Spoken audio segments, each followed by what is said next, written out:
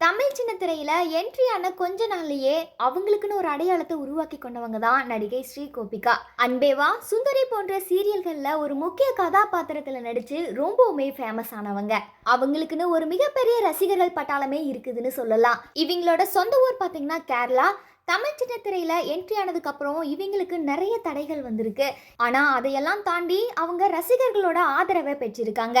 பொதுவா வெளி மாநில நடிகைகள் தமிழ் சின்ன திரையில நிலைச்சிருக்கிறது கொஞ்சம் சவாலான விஷயமா தான் இருக்கும். ஆனா அவங்களோட கடின உழைப்பு, அவங்களோட முயற்சியால இந்த சவால்களை எல்லாம் அவங்க தாண்டி வந்திருக்காங்க.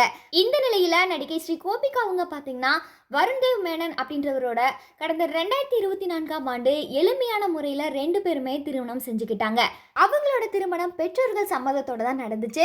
அந்த நிகழ்ச்சியில நெருங்கிய உறவினர்கள் மற்றும் நண்பர்கள் மட்டுமே கலந்து கொண்டாங்க.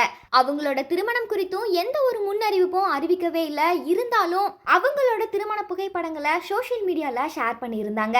இந்த ஒரு விஷயத்துக்கு ரசிகர்கள் பலரும் அவங்களோட வாழ்த்துக்களையும் தெரிவிச்சிருந்தாங்க.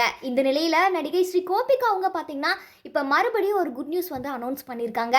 அதாவது அவங்க பிரெக்னெண்டா இருக்கிறதாவும் இப்ப ரீசெண்டா அவங்களுக்கு சீமந்தம் நடைபெற்றதாகவும் தெரிவிச்சிருந்தாங்க. இந்த ஒரு செய்தியை ஸ்ரீ கோபிகாவே அவங்களோட இன்ஸ்டாகிராம் பக்கத்துல புகைப்படங்களோட ஷேர் பண்ணி இந்த குட் நியூஸை அனௌன்ஸ் பண்ணியிருக்காங்க. இந்த சீமந்தம் நிகழ்ச்சியில பாரம்பரிய முறையில அவங்களுக்கு எல்லா சடங்குகளுமே நடைபெற்றிருக்கு. இந்த நிகழ்ச்சியிலையும் குடும்பத்தினர் மற்றும் நெருங்கிய நண்பர்கள் மட்டுமே கலந்து கொண்டு கோபிகாவை வாழ்த்தி இருக்காங்க.